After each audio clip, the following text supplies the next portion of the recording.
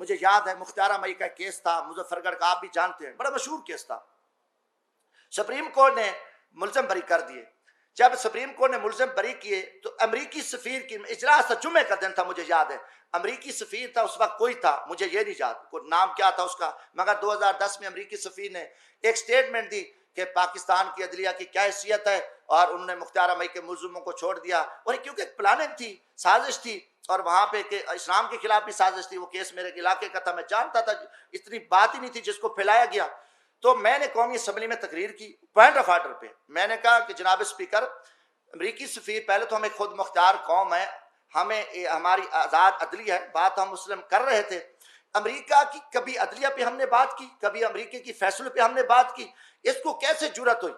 फिर इन्होंने एक इस्लाम के खिलाफ प्लानिंग बनाई कि वहां देखो ये काम कर। अमेरिका में हर 1 मिनट बाद रैप होता है। मेरी तकरीर थी अमेरिका में, ना मैं कि माँ का पता है, ना बीवी का पता है, ना बहन का पता है, ना बेटी का पता है। अब ये लोग हमें सबक, ये खुद जिना की पैदावार है, और ये लोग हमें जो है ना दर्श देते हैं। मैं निकला, मैं मियाँ वाली मूसा खेल की पहाड़ियों से था, ऐवान सदर से कॉल आ गई। ये मैं रमज़ान शरीफ है, अल्लाह को गवाह बना के ये बात कर रहा हूँ, रोज़े के साथ बैठा हूँ। तो मैंने कहा सदर साहब बात किया, आसिफ जरदारी साहब। मैंने जरदारी साहब, मैं खैर साइड पे गाड़ी खड़ी की, मैं रुक, मैंने फ़ोन सुना। आपने क्या किया है? आपने वो अमरीकी सफ़ीर की अभी कॉल आ गई है, वो नाराज़ हो गया है। आपको पता नहीं है कि ये सारा केस अमेरिकन उसको देख रहे हैं ईमान से। तो मैंने कहा मैं क्या करूं? मैं कहा मेरे इलाके का केस है, मैंने पॉइंट ऑफ ऑर्डर पे बात की है। कहते नहीं, आप इसकी तरदीद करें। ईमान से कहता हूं, मैंने फ़ोन बंद किया, और मैंने दूसरे दिन शाम को फ़ोन आके, मेरा ज़मीर और गैरत गवारा नहीं कर रही थी। हाँ, इनकी अमेरिका के यहाँ ऐवान सदर में अमेरिका के कुत्ते बैठे हैं, ऐवान वज़ीर आज़म में इस लेवल पे उनको उनको वो कुछ चाहिए, इनकी जुर्रत है उनके आगे। लोगों का माहौल बनाएंगे, नहीं जी अमेरिका से चले जाएंगे, भूखे मर जाएंगे, फलां हो जाएंगे, और वो हमें पैसे दे रहा है, हमें खैरात मिल रही है। अब अमेरिका को खुश कर दिया, अब अमेरिका राजी होगा। ठीक है जी, इमरान खान ने थोड़ा सा वो उन्हें बात की, कौम की गैरत की बात की, उसने कहा कि हम गुलाम नहीं है, और अब अमेरिका राजी हो गए, और अब सारे राजी। अब देखो, अब आप देखें 71 में क्या हुआ। हमने अक्सरियत थी ना, उसको अकलियत में बदल दिया। हमारे साथ एक खौफनाक वाक़या पेश आया। आज आप देखें 150 या 55 MNA अक्सरियत को आपने 80 सीटों वालों को वजीर आजम बना दिया। आपने वही तारीख तो नहीं दोहराई फिर कि आपने एक अक्सरियत को आप इलेक्शन करा देते। ठीक है इलेक्शन करा दो, वो काम हो गया। आपने वही लुटेरे, वही चोर, वही पकड़ के जो आपके सारा दिन एस्टेब्लिशमेंट के जूते चाटने वाले जो आपके पालतू थे, जिनको आपने कामयाब कराया, अब उनको बुला के कहा कि नहीं जी आप ये नहीं करना, वो नहीं करना भाई, बस उसको आपने फारिग कर दिया। अब ये ठीक है, अक्सरियत खत्म हो गई थी, अपना उसकी कौमी असम्बली में पावर, नहीं तो इलेक्शन हो जाते। आपने ये कितना बड़ा जुल्म करके उनको बिठा दिया। ये चीज नहीं चलेगी। मैं आज GHQ से ये सवाल करता हूं कि गेट नंबर 4 कब बंद होगा? गेट नंबर 4 ने पाकिस्तान की जो खिदमत की सियासत थी उसको दफन कर दिया। कोई सियासतदान पैदा नहीं हो रहा, अवाम में से कोई सियासतदान नहीं रहा। चंद वही अंग्रेज के सप्लायर, उनकी औलाद है, जो अंग्रेज को औरतें शराब सप्लाई करते थे, वही जगीरदार, वही वडेरे, या वही बड़े बड़े बिजनेसमैन जो टैक्स चोर, जो माफिया हैं, वो गैंग्स हैं। आपके गेट नंबर 4 ने मजदूरों की, गरीबों की सियासत को दफन कर दिया, खिदमत की सियासत को दफन कर दिया। मेरे ये सवालात हैं, और ये सवालात का जवाब आपको देना पड़ेगा, क्योंकि मैं आम आदमी हूं। मुझे पूरी पाकिस्तानी कौम ने कहा है, पाकिस्तानी मजदूर बाहर बैठे मेरे से राब्ता करते हैं। मैं ये सवाल करता हूं कि जो खिदमत की सियासत थी, जो जमहूरियत की बात होती थी, लीडर गली मोहल्ले से बन के आते, जो गरीबों के साथ मेहनत मजदूरी करके आएंगे बैठेंगे, ये चूरी खाने वाले मजनू, ये मम्मी डैडी, ये शीमेल कंपनियां, ये जो 40-40 करोड़ की सर्जरी कराने वाले बनावटी लीडर, चोर लुटेरे, ये कौम के मुजरिम हैं, ये डाकू हैं। ये आप इस चीज की जिम्मेदार है, आप इसका जवाब दोगे। बाकी पूरी पाकिस्तानी कौम अफवाज पाकिस्तान के साथ खड़े हैं। अल्हम्दुलिल्लाह मैं वर्कर क्लास से हूँ, हम पूरा तन मन धन के साथ, ये कोई सरदार नवाब नहीं, आज भी मैं अपनी अफवाज के शाना बशाना खड़े होके हम पाकिस्तान दुश्मनों के साथ लड़ सकते हैं। आज भी देखो अवरान में, बलूचिस्तान में, शुमाली वजीरिस्तान में जितने हमारे तबके के लोग शहीद हो रहे हैं, पूरी पाकिस्तानी कौम शोधा और अपनी फौज के साथ खड़ी है। मगर हम किसी जर्नेली एजेंडे के साथ नहीं खड़े कि आप किसी को पकड़ के गन पॉइंट पे बिठा दो और हम उसको यस कहें। हम यस नहीं कह सकते, हम नो कहेंगे। जो पाकिस्तान के गद्दार और दुश्मन लुटेरे करप्ट लोग हैं, जिन्होंने अमेरिकन को पाकिस्तान दुश्मन को, जो इंडिया को राज दिए हैं, जिन्होंने पाकिस्तान को लूटा है, हम उनको यस नहीं कह सकते। आप यस कहे तो आपकी मजबूरियां हैं, आपकी कोई मजबूरियां होगी, आपने फायदे लेने होंगे। अब देखो ना, मैं 18वीं तरमीम हमने पास की, जुडिशरी का आया कि कमेटी, जो पार्लिमानी कमेटी जो है ना, जजेस को चेक करेगी।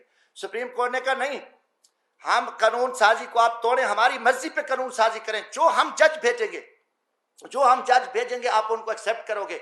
जो पार्लिमानी कमेटी होगी वो एक डाक का किरदार अदा करेगी। पीपल्स पार्टी में हम सारे चुप हो गए, अदलिया से कौन लड़े। हमने उनकी पसंद, इफ्तिखार चौधरी साहब थे, पसंद पे फैसला किया कि जो अब हाई कोर्ट के जजेस, वो कोई किसी का सुप्रीम कोर्ट में चीफ बैठा है, कोई सुप्रीम कोर्ट का जज है, किसी का वो दामाद है, किसी का भाई अपना भतीजा है, किसी का वो बेटा है, किसी का चेंबर का मुंशी मैनेजर है।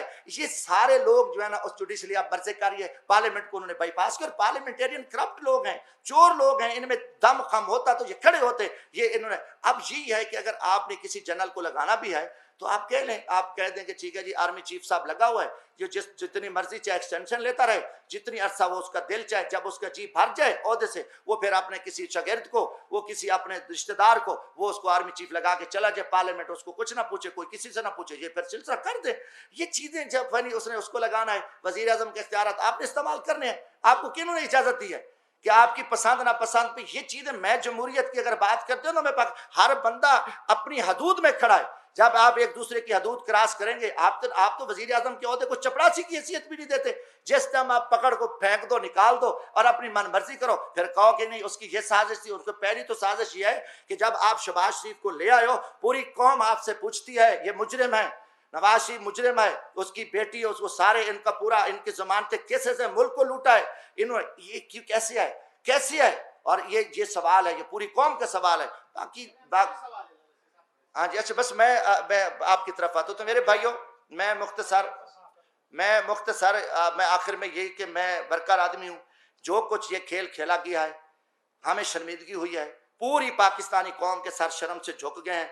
सच कहने को कोई तैयार नहीं है, हक आने के लिए कोई तैयार नहीं है। जिंदगी मौत का मालिक अल्लाह है, मौत से पहले मौत नहीं आती। हम बेगैरत मान के कम अज कम बरकर हम खामोश नहीं बैठ सकते, हम जिंदा नहीं रह सकते। फिर हमें चाहिए कि हम आगे जिंदा जमीन में दफन हो जाए और हम जो है ना, हमें जिंदे दुनिया पे रहने का फिर कोई हक नहीं। मेरा ये वतन है, मेरा जीना मरना ये पाकिस्तान है। मेरी ना कोई बाहर जदादे हैं, ना मेरे बाप दादा की जदादे हैं। मेरा तो मुजफ्फरगढ़ सिटी से शहर में भी घर नहीं है, मेरा एक कच्चा सा घर है और वो वालदा मुझे दे के गई थी। मेरा जीना मरना ये वतन है। अगर मैं पाकिस्तान के साथ मुखलिस हूँ, इस वतन के साथ, तो फिर वक्त आ गया है कि जो पाकिस्तान के साथ माफिया, जो झूठ बोला जा रहा है, जो फ्रॉडी हैं, जो ज्यादती करें, हम उनको बेनकाब करेंगे और हम खड़े होंगे। हम इस एजेंडे को नहीं मानते, हम अवामी खिदमत की सियासत है। इसलिए मैंने ये चंद सवालात किए कि जब हम दरियाओं में जाएं, नहरों में जाएं, लोगों की खिदमत करें और हमारे हक में। आप देखें, मैंने 18 फुट नहर से लाश निकाली, मैं फ्री बसें चलाता हूँ, भीख मांगता हूँ, रात के 2 बजे गरीबों के साथ खड़ा हूँ, मैं दरियाओं पे भागता हूँ, सारा दिन रात। हमारी कोई इंतकामी सियासत नहीं है। आप मुजफ्फरगढ़ हैं, एक केस बता दें कि जमशेद दस्ती ने कोई पैसा लिया है, किसी से इंतकामी सियासत किया है, तो मेरी लाश को भी आप जला दें, ऊपर खड़ा कर दें। मैंने यहाँ भी कुछ सच्ची बातें की थी, कुरान बर्पा हो गया, फिर झूठे पर्चे मेरे ऊपर बनाए, पानी चोरी के पर्चे बनाए, क्या कुछ नहीं किया। मगर ये तरीका जो आप लोगों ने रखा है, हम इस चीज को नहीं मानते कि आप आए और हम मेहनत कर। देखो, मेहनत करने वाला और चोरों को वोट मिल जाए, यार कैसे हो सकता है? एक मसले पे बैठा है और एक डाके मार रहा है, चोर है, वो ये बराबर नहीं हो सकते। तो आप कहें कि एक हम मेहनत करके अरबपति जगीरदारों से लड़ रहे हैं, जेलें भुगत रहे हैं, शऊर दे रहे हैं, भाग रहे हैं, दिन रात हमने एक किया हुआ है, और उसके बाद आए और अचानक वो हल्कों में भी ना आए, सोए हों, इलेक्शन है वो जीत के ऐवानों में आ जाए। यार ये कितनी बेगैरती है, कितना बड़ा जुल्म है और कितनी बड़ी ज्यादती है। यही गुजारिश आती भाई।